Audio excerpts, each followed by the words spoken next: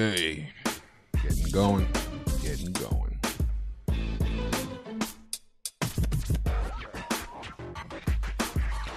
Ooh. Turn this down. Well, Knicks let a golden opportunity slip through their fingers. The New York Knicks hosted Game 3 of Round 2 against the Boston Celtics, the current champions. They were up 2-0 after stealing two dramatic victories up in Boston with 20-point comebacks in both games. Never been done. They almost had to do it again, but they didn't quite have enough. Boston was ready. Boston came with a good response, a great response. They played nearly flawless in the first half, and they took care of business, and they beat the Knicks 115-93 to avoid basically losing the series. You go down 3-0, you rarely ever come back. So in this case, Boston their backs were up against the wall. It was a must-win situation for them. And definitely something else crept into the Knicks mindset, which is a little alarming to me. And if you listen to Jalen Brunson's post-game interview, he says in there, subconsciously satisfied. He didn't think they were satisfied coming back home after going up 2-0 in Boston. He said maybe perhaps they were subconsciously satisfied, which is why they didn't come out with the intensity and the fire and desire that's needed to close teams out. So if you look at Game 3 as a potential closeout game for Boston's point of view, you have to come out to match that intensity. They weren't able to. They let Boston get comfortable early, and they started hitting their three-point shots. And shooting is rhythm. Once they get comfortable, and these guys are great three-point shooters when they're on. Now, is there time to panic? No, don't panic. This is nothing. This is basically a 7-game series. This is what happens. There are rarely sweeps, especially in second rounds, especially between second and third seeds in conferences. There's rarely a sweep in those situations unless there's like a major injury or something. That didn't happen. So we're going to go through it all. I'm going to break this game down. I'm going live to basically share the pain with my fellow Knicks family here. Welcome into the Knicks-Verse. Thank you guys for joining me here today. My name is George. Please subscribe. Follow me on social media. Follow this channel. Turn on a notification bell so you're alerted when I actually go live or drop a new video. Really would appreciate that. We're over 10,000 subscribers now. Thank you everybody for that. I'm sure the excitement of what the Knicks have been doing of late definitely motivated a big surge of fandom, and I'm loving it. Don't let this loss fool you into thinking this series is over. It's by no means over. Just like the series wasn't over after Knicks went up 2-0. You've got to take care of business every single game. The Knicks did not tonight. Does that mean Boston's going to win the next 3 out of 4? Next 3 out of 4. From my mindset, absolutely not. Absolutely not. Could it still go 7? It could. It could go 7. It could be a battle. But at this point, I believe the Knicks are pretty much right where they need to be, except for that one mindset issue right there. It's right down there, subconsciously satisfied. Actually, let's look at that tweet right now. I don't have the actual audio of it, but I'm sure you guys have all watched or going to watch Brunson's post-game interview. He said they were down. Quote. He said they were 20 of 40 from 3. Not a lot I can say. A lot we need to discuss. We need to play with more of a sense of urgency, not the way we need to approach the game. And then he said, I think we may have been a little bit subconsciously satisfied, which explains why they didn't come out with that sense of urgency in Game 3. And when you come back from 2 20-point deficits to win on your opponent's home courts, it fills you with a false sense of satisfaction. That's the way I'm going to look at it.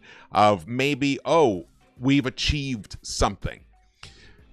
In the playoffs, and this is where Thibodeau has to step in because he knows this very, very well, and any of the other guys like PJ Tucker who have tremendous experience in the playoffs, they know that you can never feel comfortable in the playoffs. You always have to stay hungry. You have to act like you don't know when your next meal is coming, and you have to fight for it. Every single possession, every single minute of every quarter until the final buzzer sounds. The Knicks didn't come out with that today. They actually haven't come out with that a couple of times. The Knicks have been behind in 80%. In the first two games, they were behind 80% of the time. Only 20% of the time or less than 20% of the time did they have the lead. But they ended up with the victories. In this particular game, they never led. Never once led. And there was a moment there where I thought there was going to be a run, and I believe Thibodeau made a major, major mistake when he was forced to sub out Mitch. It was a moment in that second quarter where the Knicks were able to finally string together a series of stops defensively, and once Mitch picked up his third foul, Thibs subbed him out. But he subbed in Karl Anthony Towns. So he took out a defensive demon, basically, a stopper, the block nest monster, took him out, who was helping get the stops. He was instrumental in it, but he did not bring OG back in the game. You need someone else who can give you that type of defensive tenacity to replace Mitch when you're in the midst of a run that's being led by your defense. That was a major mistake by Thibs, and the Knicks truly never really recovered after that. In fact, from that point on, I think it was like a 12-point deficit at that point, maybe 11 points. The Knicks had whittled it down from 19 to 11 or something like that, or 12. And that's when Mitch went out. And then from that point, it was like 25 points by the halftime. So that was a major mistake. And I wonder if Thibs was even going to recognize that. I'm sure he will. He didn't call himself out on it in the post game. He did say he'll have to look at the film before he can make a true assessment of that. But I'm telling you, that was the moment. You cannot come back every game from 20-plus point deficits. Even though they did it twice, defied the odds.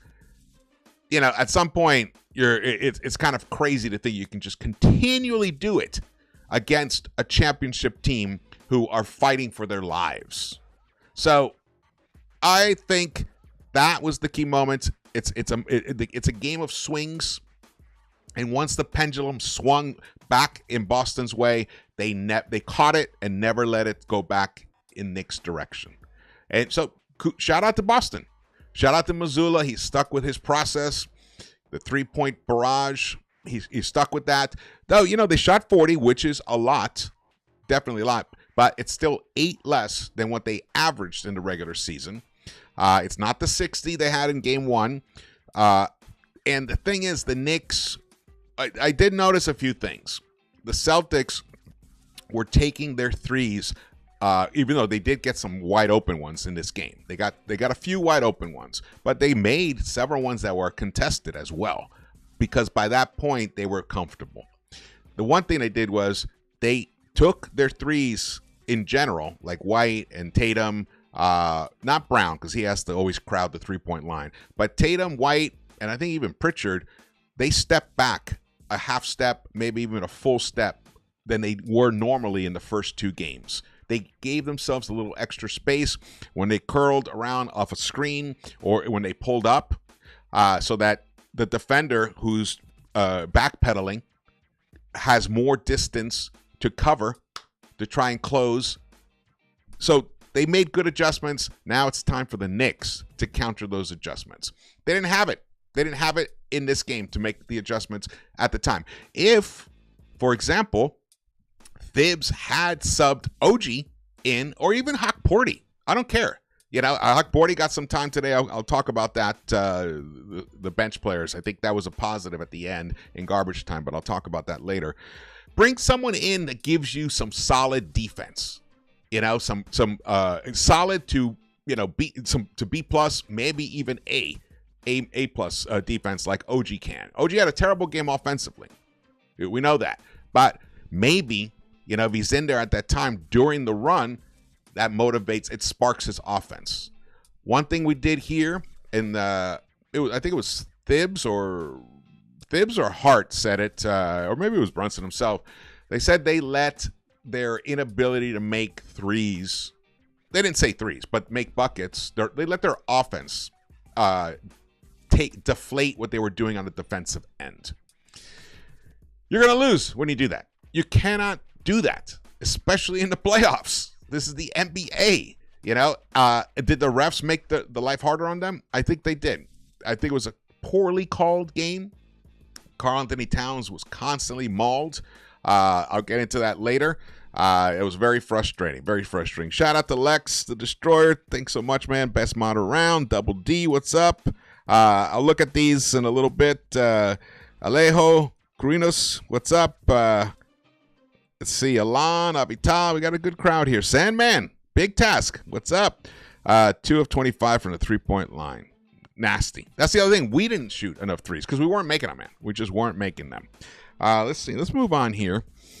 So this is Josh Hart there in the postgame. He said, we didn't play with enough urgency, enough physicality. That speaks to the subconsciously satisfied issue. You got to ask yourself, why? Well, why didn't you do that? It's game 3, Madison Square Garden. You're coming home. If you win game 3, you practically guarantee yourselves to move on to the Eastern Conference Finals. You just need to win one more out of the next 4 games. So I think the subconsciously satisfied comment by Brunson is utterly on point. And here is another big issue. Cat has 1 made 3 in this series. If you remember, if you watched any of my the 12 keys to victory video, can the Knicks beat Boston, where I outlined it. I mean, absolutely a must is for Cat to shoot at least 7 threes a game. So either it's the Boston scheme that is forcing Cat off the line, or it's just Cat's teammates aren't finding him in the right spots, or Thibs isn't calling the right plays to get Cat these looks, like pick and pops and pick and rolls. And it could be all of it combined. It could also just be Cat, maybe. He's just looking to he's feasted inside in the paint against the Celtics before several times, especially in Game 4 of the last game of the regular season. He punished them inside the arc. 34 points. He only shot 1 of 3 from the 3-point line in that game. So that might be in his head, but that is something instrumental for the Knicks to continue this run. They have to get Cat to shoot more threes. He's one of their best 3-point shooters. So that is a strength that they have turned into a weakness. Must change that ASAP. Before I get to this, I'll show you this. So NBA J Nicky posted this. It's actually a little video, and he mouths it. You guys should check out this tweet. He mouths it. I broke it. Is what he says. And then Ian tweeted this. Karl-Anthony Towns was asked questions about his hand injury and lip reader's interpretation that Towns said he broke something during the game. He said, quote, "It is what it is," end quote, in his answers to both questions, and added that he'd do whatever he could to be on the court for his team. That is concerning. That is very concerning.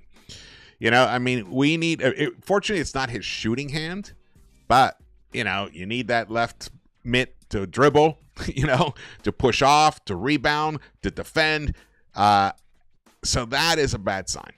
Hopefully, some treatment. If he did break it, maybe they put some kind of special cast or something or support on his finger. I haven't broken a finger in many years, 40 years. So I don't even know what you do to a broken finger that you can still play basketball with. So that's going to be interesting and something to keep an eye on. And the fact that he evaded, he didn't say I didn't break it, leads me to believe that definitely there is an actual real bona fide injury there. And the thing is, I've been talking about that hand for months, but somehow he's been able to keep playing. So something, he must have some superhuman abilities to play with a broken finger, which I'm really impressed by. But today, it definitely hurt the New York Knicks. This guy Hyatt Watcher tweeted this out, and I'm putting this up here because I agree with the sentiment here. I've watched 90 Knicks games this season. I'm sick and tired of Cat getting mauled on one end and then getting called for a touch foul on the other. That has to stop. But you know what that is? That's just the NBA trying to squeeze out as many TV minutes as possible. The more commercials, the more games, the more commercials, the more happy the networks are, the bigger the deal. They're going to, NBA will strike, Adam Silver will strike the next time they have a TV deal, which actually next year it's going to be on Amazon, I believe, right? So, or YouTube or something. I can't remember exactly who. So it's unfortunate. That shit has to change. I don't know what can be done specifically about that. But that is something that has to change. And, Cat also has made some dumb fouls for sure, but there were definitely a couple of fouls that the refs should have looked the other way or not called at all because they weren't actually fouls. So that is a real frustration. That is a real frustration at the moment right now. And then there's this. OG Anunoby. OG Anunoby has been absent offensively for the last 2 games. Now, his defense was outstanding in Game 2, which helped offset the lack of scoring from him. But shout out to Ken Dunn 7260, who put in the comments of the halftime show. Hey, if you guys haven't know that there is a halftime show, you should check it out. I just jump on right a few minutes after the end of the first half. He put in here, he said, OG is not just being involved. Game 1, he got 20 attempts and delivered 29 points. Last 2 games, he's averaged 7 attempts and 3.5 points. His teammates do have to look for him. And by his teammates, I'm talking about Jalen Brunson.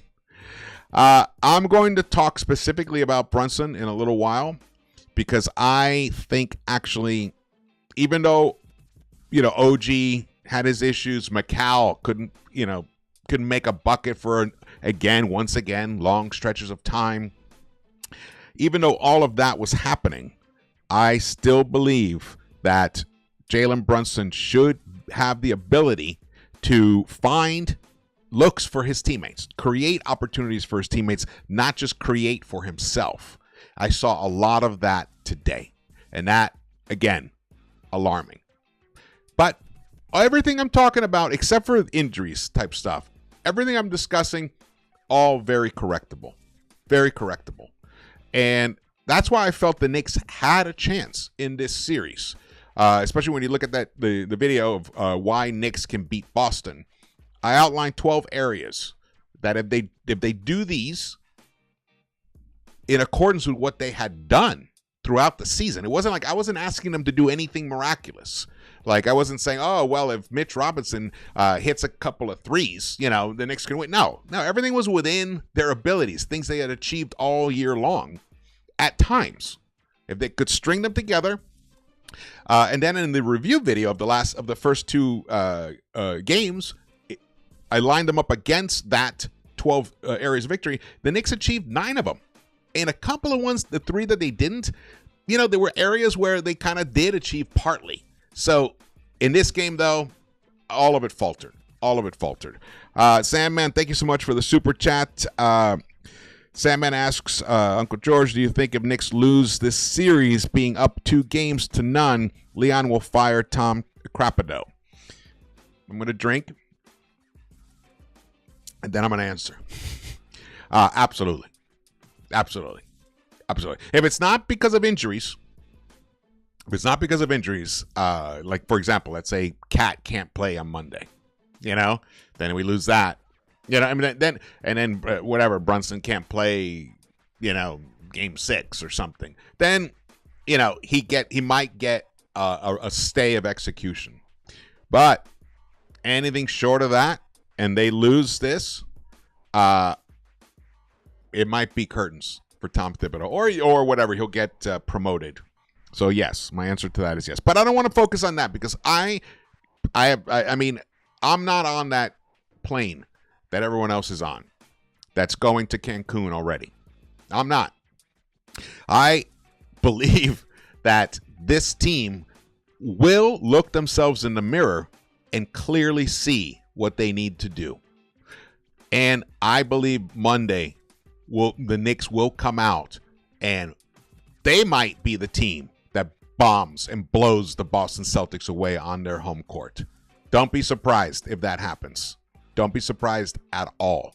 That's what I think is well within their wheelhouse. And even today, when the Knicks were down 20, 25 points, they still looked like they believed that they could come back.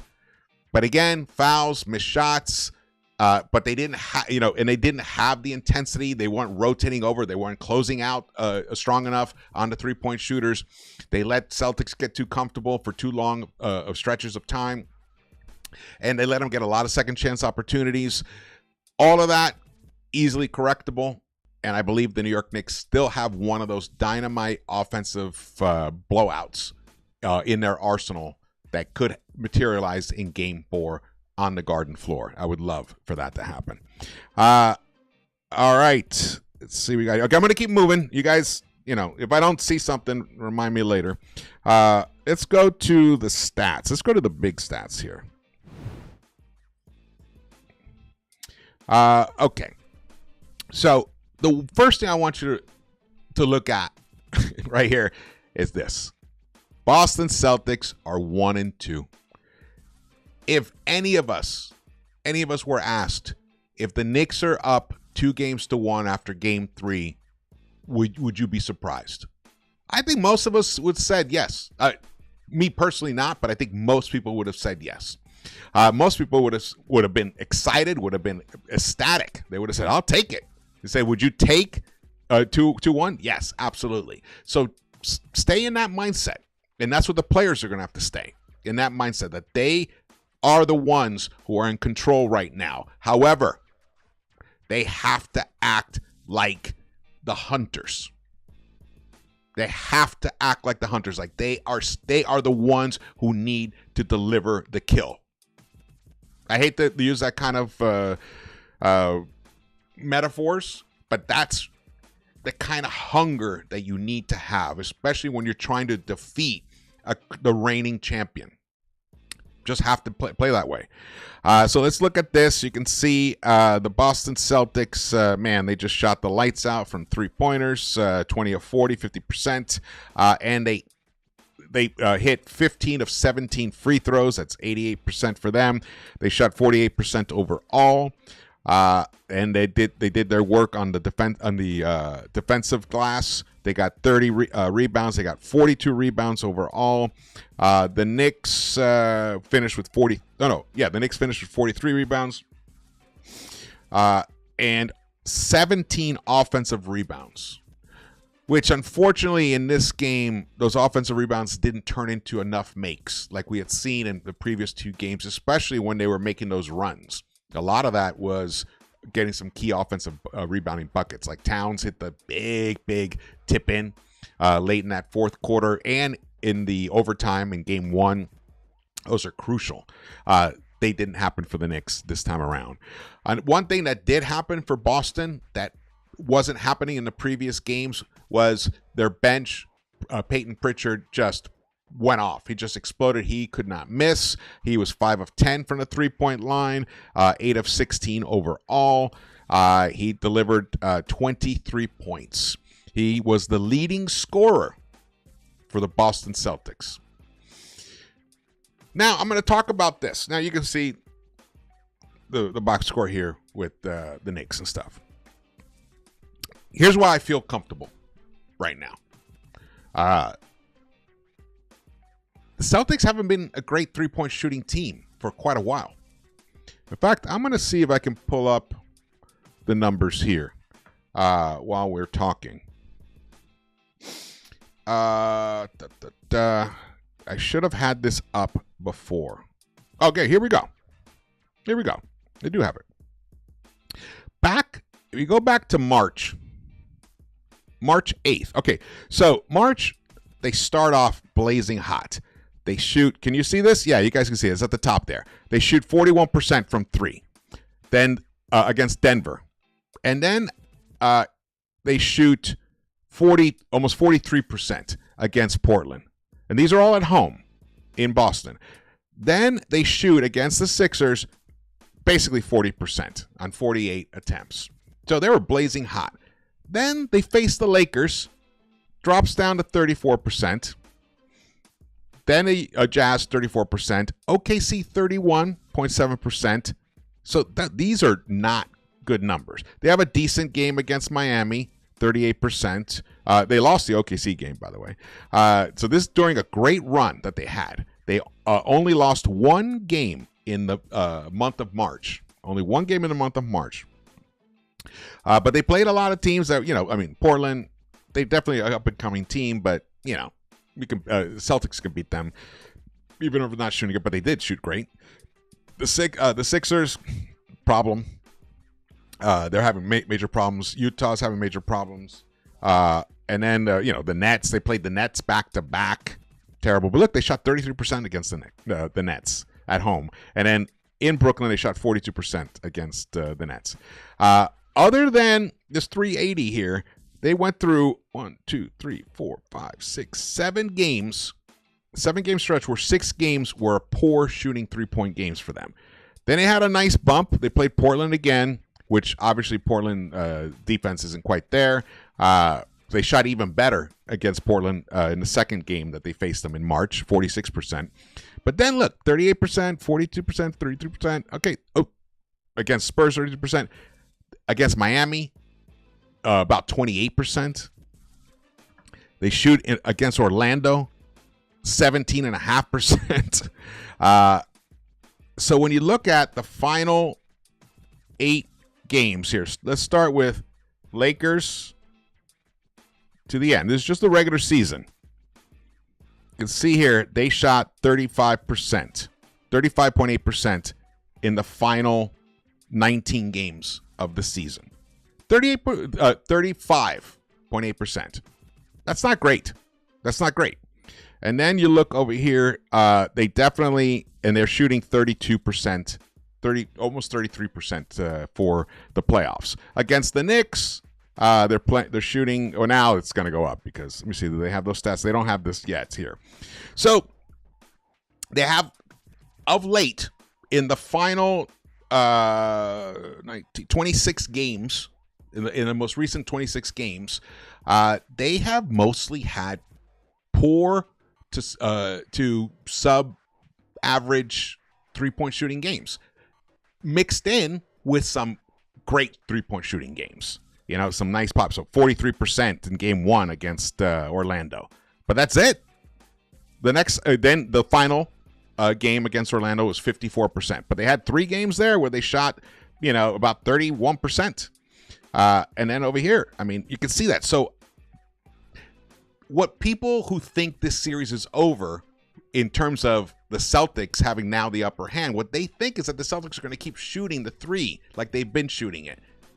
Or like they were shooting it earlier in the year, because they were amazing earlier in the year. The key to them is their volume. Their volume is up there. So if you're only shooting 35%, 36%, and your opponent's shooting 39%, but your volume is way up there, that works in your favor. That's the math part. But if you're down to 33%, 32%, 30%, and your volume is still high, that's going to go against you, and that's what happened in the first 2 games. So what I'm saying is, Don't fear the 3. Don't fear the Boston 3. The Boston barrage here. Oh, look, I got this old. Let me fix this here. Yeah, here we go.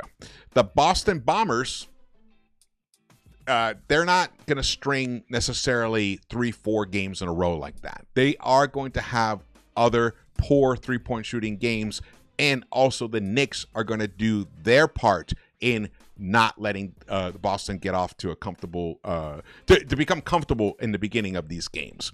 So that's why I feel that very comfortable in believing that the New York Knicks are still firmly in control of this series. And they have their next game at home. So there you go. And they also guaranteed themselves a game 6 at home already by winning the first 2. So the New York Knicks know that they have at least 2 more games at home, and they have at least one more game in Boston, but they won those 2 games in Boston. So they don't have to fear that much in terms of they don't have to be let the moment overwhelm them. However, that's why I go back to this subconsciously satisfied and not coming out with intensity. It's not the same thing as being scared. It's not at all, but it's not being mentally prepared for the moment. Situational awareness. I thought that's why the Knicks had a great chance to win this game 3, because of what I was hearing in the off days coming out of the mouths of the players themselves. They sounded like they were totally locked in and focused on the mission at hand. Didn't happen. And that is a disappointment.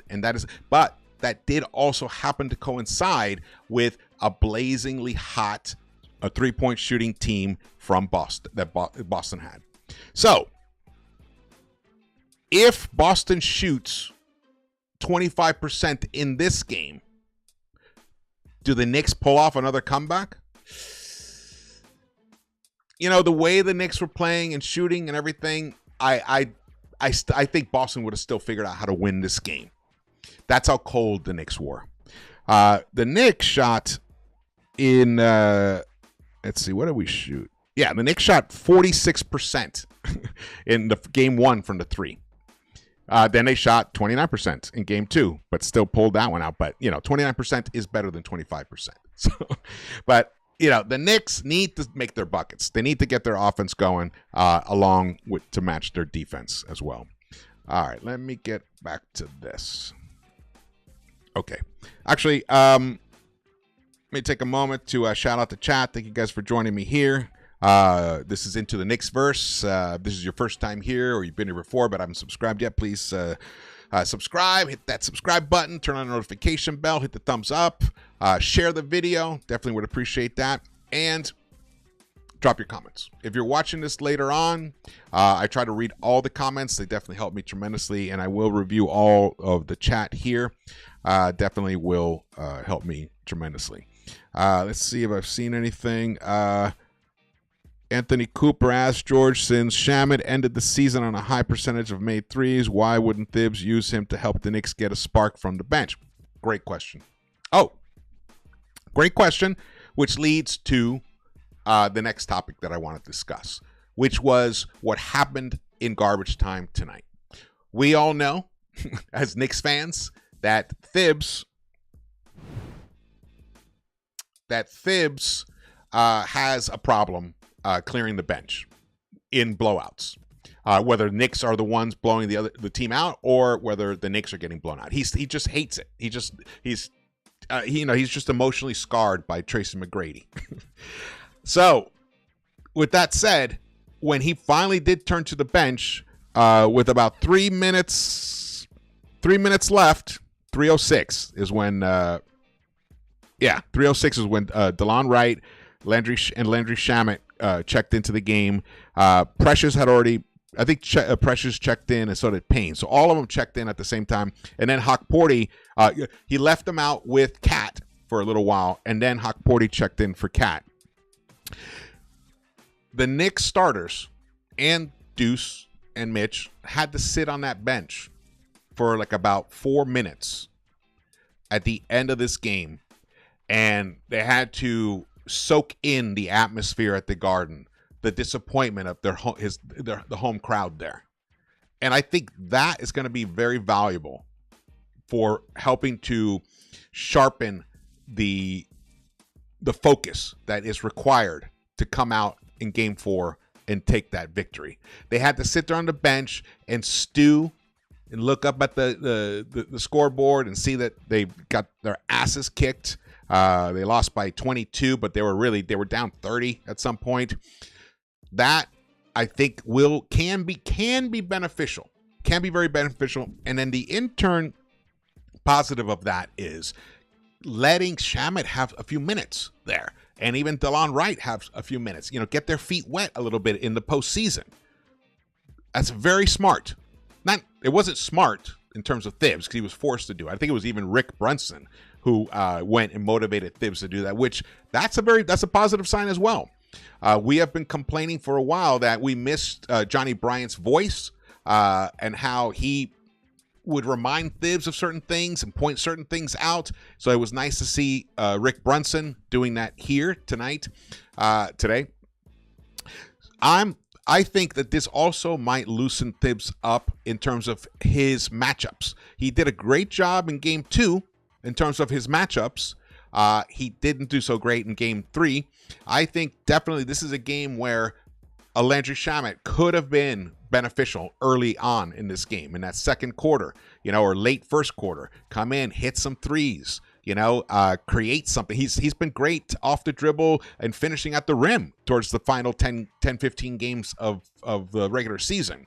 And DeLon Wright, look, when Brunson was out, DeLon Wright did a very good job, and his defense is on point. So when you have a guy like Peyton Pritchard who's cooking your ass from distance, why not put a 6'5", 6'6" point guard defender on him, who's a very good defender, on him to just harass him?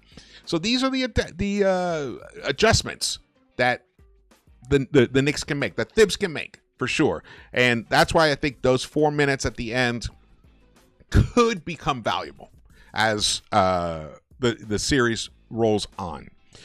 All right, let's see. Let's go back to this. Let's go here. This is just so disappointing from OG. But it's not just him. He was a minus 25. He was the worst on the team in plus minus. Yeah, you can see it. Minus 25 for him. A minus 23 for Josh Hart. Let's talk about Josh Hart. He finishes with 10 points, only 6 rebounds. It was 3 of 9 from the field, 0 for 3 from the three-point line. Just offensively couldn't do anything. So our two forwards, really were like a non-factor offensively. One thing I forgot what play it was, but Hart went in for a layup. He got fouled and blocked, but he got pushed into Tatum's legs, and I think Tatum's knee hit Hart on the side, and then Hart slammed his back on the floor, and he almost immediately checked himself out of the game and went into the locker room. So that back completely sucked everything out of Hart's mojo. He wasn't the same player after that. So I hope that back gets some treatment. Backs are tricky. Sometimes you wake up and you're totally fine. So that definitely was an issue in this game. Jalen Brunson, he finishes with 7 assists, but man, they were all a struggle. He had 27 points, but he shot 9 of 21 overall, 3 of 8, and he committed 4 turnovers. He tried to make some passes that were a little too tricky. He tried to bounce past one to, I think it was Hart. He had done one before in the first quarter, and it worked. I tried to kind of replicate that in the second half. Boom, turned into a turnover. He had several turnovers. He kept driving into the paint, and he missed bunnies. Just not typical Jalen Brunson play. Could the wear and tear of the whole year, could that be finally coming back to haunt him? Possibly. This could just be that game. Even though he finished with 27 points, it was not a good game for Jalen Brunson. And then you look at Karl Anthony Towns. Also, the other thing is it's Brunson's job to create the offense for the others on the court. That is his job.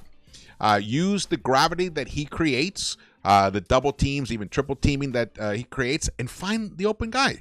You know, what he has to do is spray that ball out earlier. That is a major mistake that he keeps making. Now, the problem with him is, you know, we've seen him do it before. I don't know how many times I'm like, pass it. And then he does, you know, some more, you know, dervish moves, and he's all twitchy, and then he makes the bucket anyway. Just when you thought, oh, like that one bucket, he was under the basket. I think it was in game 1 during that the comeback part, and he almost looked like he was doing some yoga. He was like tripping or something, but he still kept his dribble, and he was able to put the basket in from behind. So he makes these miracle shots. So it's hard for him to recognize. It would be hard for anybody to recognize. You know, from a mere mortal would have to pass this out. Because there's no way I'm making a bucket when I drive into this congested paint right now in this traffic. But he's not. He is the clutch master general. He is the clutch player of the year. So he knows that he can get those buckets if he just keeps the dribble alive and keeps working the defenders. The problem is Boston's really good. They're a really good defensive team. You know, that can only work for so long. And I think you're making their lives easier by holding on to the ball so long. If he recognizes the opportunity to find an open guy, because also it doesn't mean the guy that you're passing the ball to is the guy who's going to shoot that bucket, who's going to make that shot. It might be the next pass or the next pass. But if you drive in, get mauled, and don't get the foul call, and it becomes a turnover or a missed shot, or you just kill the clock, and now finally the ball gets passed out into the perimeter, but it's basically a heave. That's a terrible possession, and that's the thing. Those are the things that a point guard has to refine.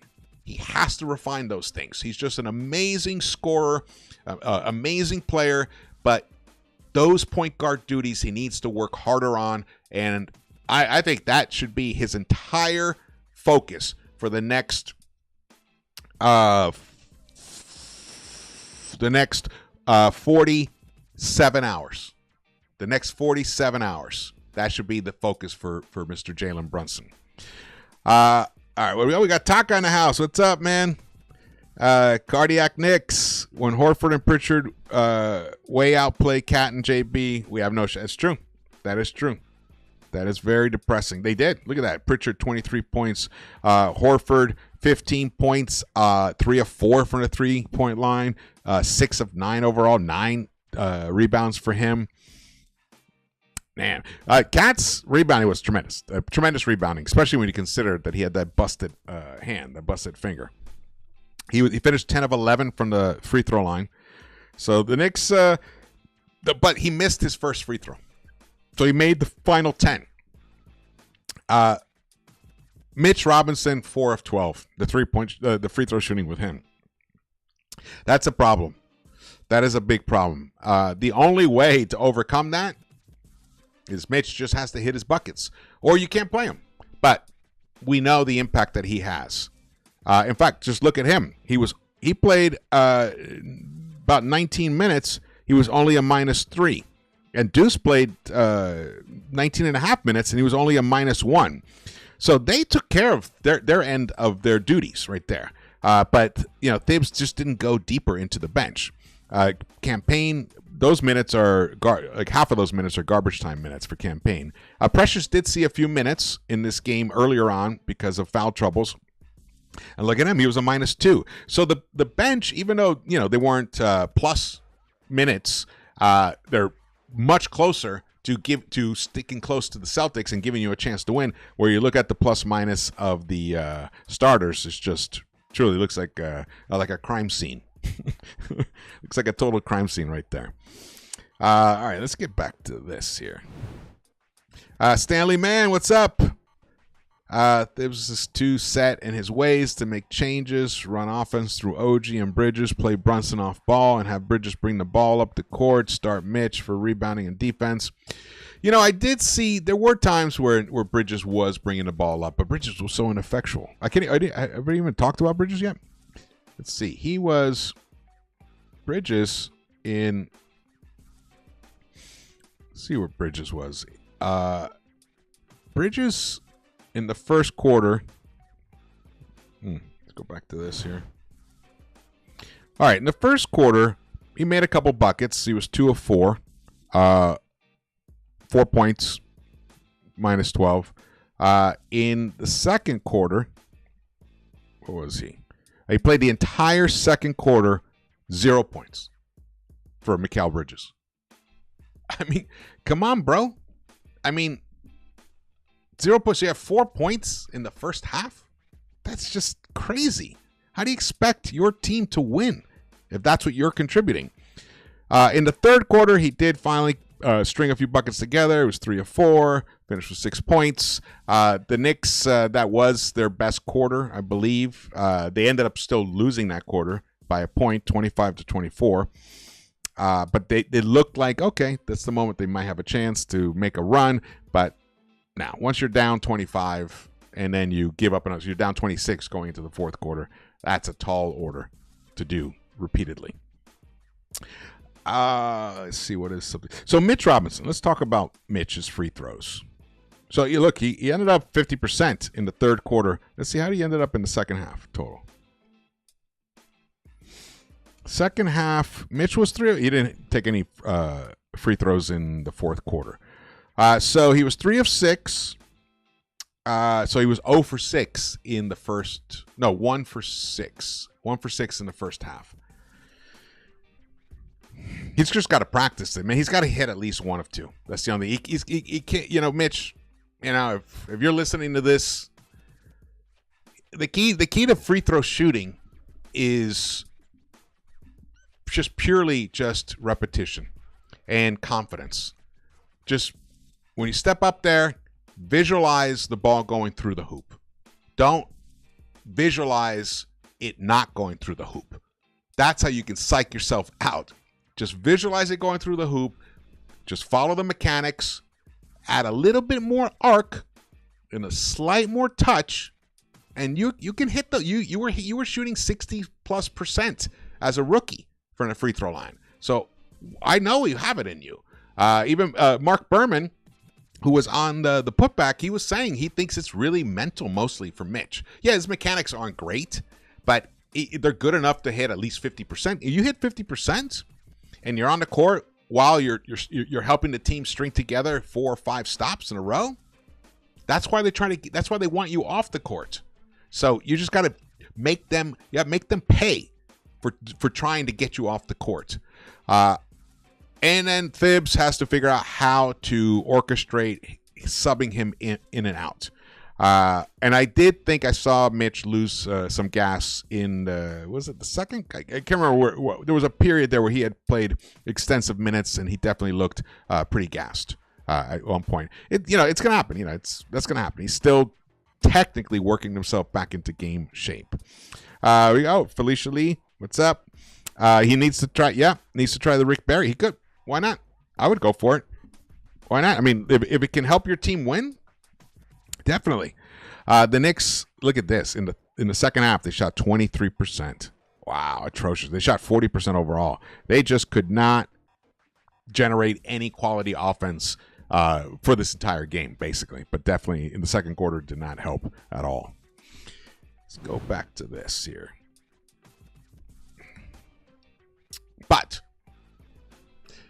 my guy Ben Stiller. My feeling after some thought is clearly Knicks in 5. I love that. That's the headspace you got to stay in. That, because it is very possible. The Knicks take care of business on Monday. They go up to the Garden, close it out. Into TD Garden in Boston, and they close it out there. That is what can happen.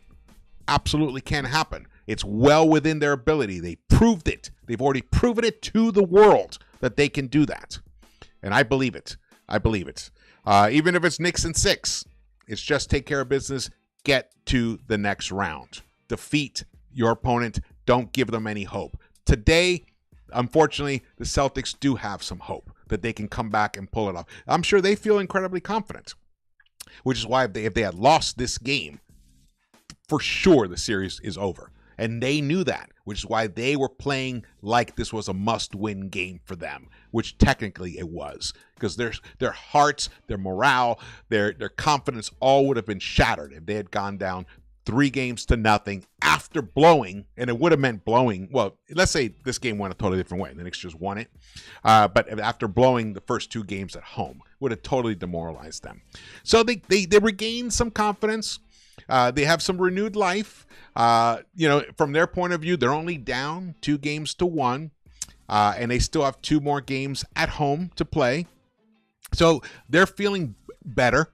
Their confidence probably has been restored to some degree. But remember, that's how they were before the game 1 began. So, and the Knicks basically snatched their souls in Boston. So shout out to Boston for coming down to New York and, staying alive. That's what they did. They achieved that goal. Doesn't mean they're going to win this series. In fact, I don't think they will. Here are the stats again. One thing I wanted to look at that I may have overlooked. Deuce. Deuce, we need more offense from Deuce off the bench. When you look at what Peyton Pritchard did, and basically that's what Deuce is the equivalent of that. That he can play 20 minutes and only give you 5 points. That's just not gonna work at all in any way, shape, or form. Here are the plus minus. Well, we looked at this already. Boston's yeah, Tatum. Look, Tatum.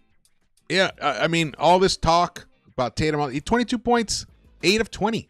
He needed 20 field goal attempts. He did not, but he shot 5 of 9 from the 3-point line. So inside the arc, he was 3 of 11. Nice. What the Knicks got to do, you got to close out harder on Tatum. Don't give him any air whatsoever.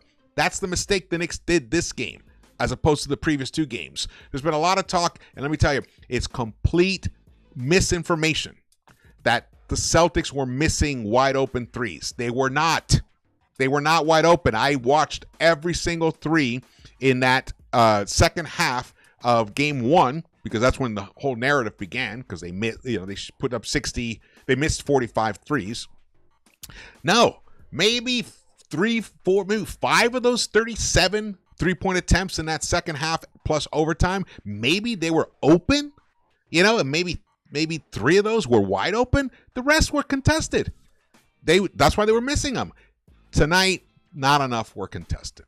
So that was a major mistake, and that's an adjustment they have to make. But look at Peyton Pritchard's stat line there. He played an additional 15 minutes than Deuce did, but 5 of 10 from the 3-point line. We need Deuce to give us games like that. A game like that, and he has it in him. He's done it before. He's done it in the playoffs before. He's done it when it's mattered most. So I believe he can do it. I believe the whole team. I started off saying I believe that Knicks have an offensive explosion coming. It might even come in game 3. Let's look at these. Actually, before we look at this, let's go back and look at this one here. Shout out to the chat. Thank you guys for joining me here. Hit the thumbs up button for me if you just got here or haven't hit the thumbs up. Subscribe too if you haven't subscribed yet. So here we go. Here are the team comparisons. Knicks shot 40% overall to 48 for Boston, but look at the points in the paint. The New York Knicks did win that battle, 48-34. They had to, because they could not hit the side of a barn from the 3-point line. They shot 20% from the 3-point line. That's terrible. Second chance points, it finished at 18 all, but it didn't feel like that. That might, I don't even see that. To me, that seems wrong. To me, it should be like 28-10 in Boston's favor, because they were getting the big second chance buckets. There were times where they were getting third chance attempts and then hitting a 3. And it was so frustrating, especially when Knicks were trying to claw back in this game. The fast break points, the Knicks could not generate shit. in transition. Only 8 points for them compared to 18 for the Celtics. So the Celtics were a plus 10 right there. So right there in fast break points alone, that give them a big leg up. Now I want to go back to this.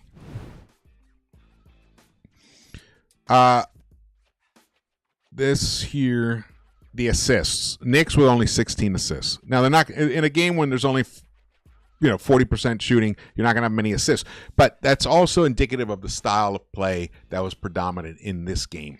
A lot of ISO from Brunson, and Cat. Try to get the ball. Give the ball, McCall with the ball out beyond the 3-point line. He tries to feed it into Cat.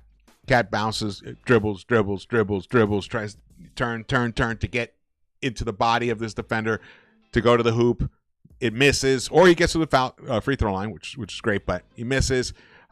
He flops on the floor, and the whole action goes the other way, and it's a 5-on-4. But still, if the ball is not moving, then you are making life easier for the defense. Much easier. You have to make those Boston players work on the defensive end.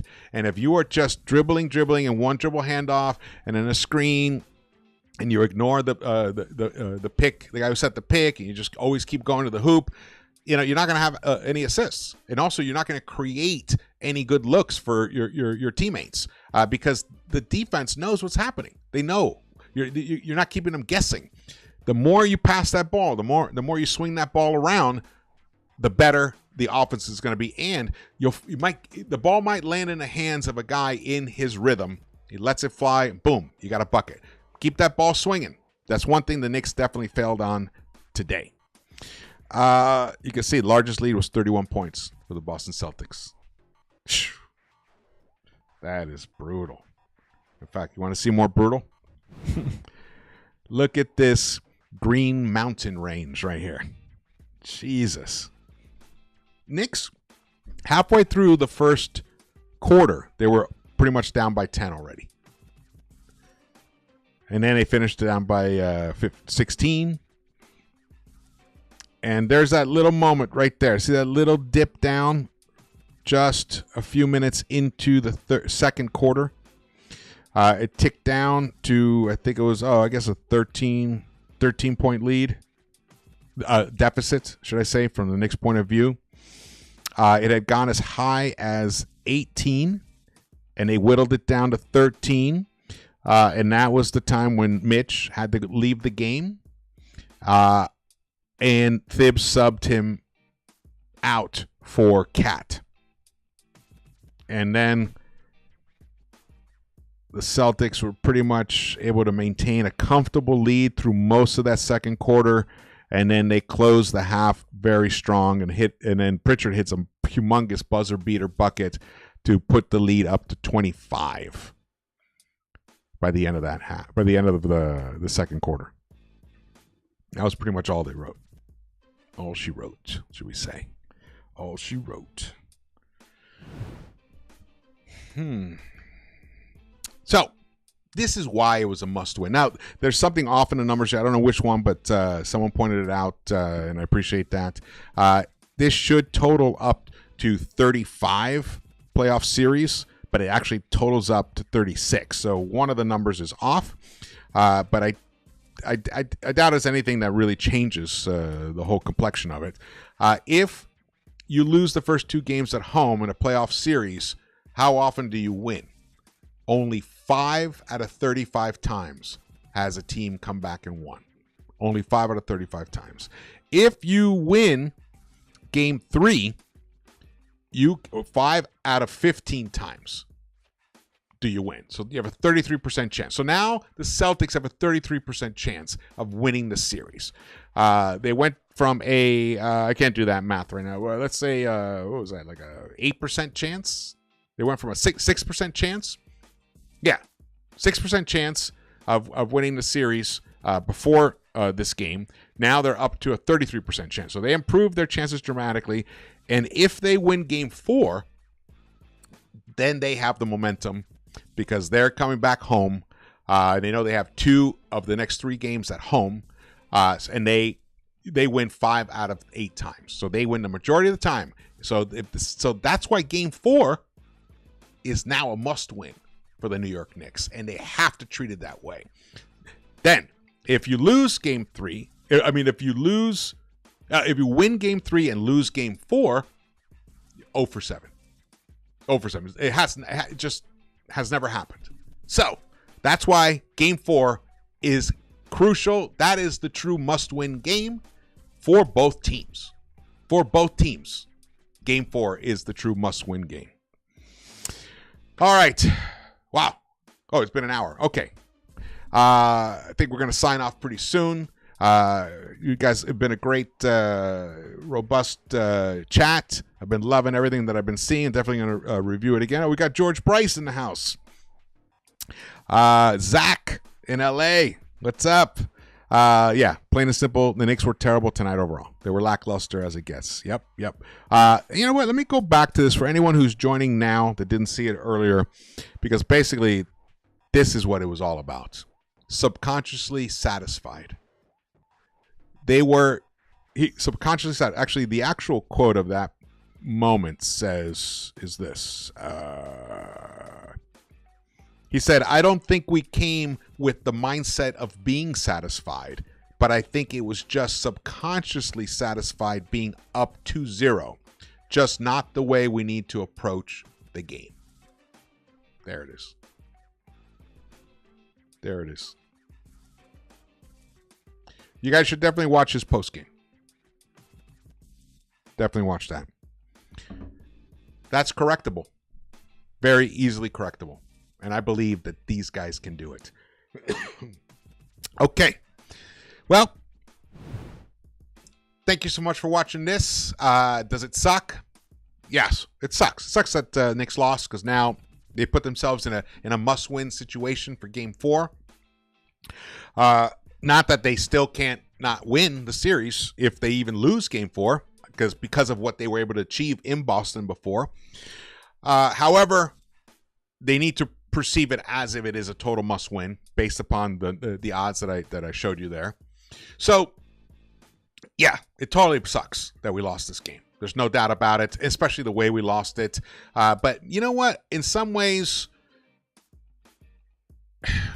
like, I wonder, like, if the Knicks had come out and fought hard, and it was kind of a close game by halftime, and then they built up a 15-point lead in that third quarter, and then Boston caught fire and came back and won this game from us, that would be much more demoralizing than a team that just didn't really come out from the jump and met the moment with the proper focus and intensity.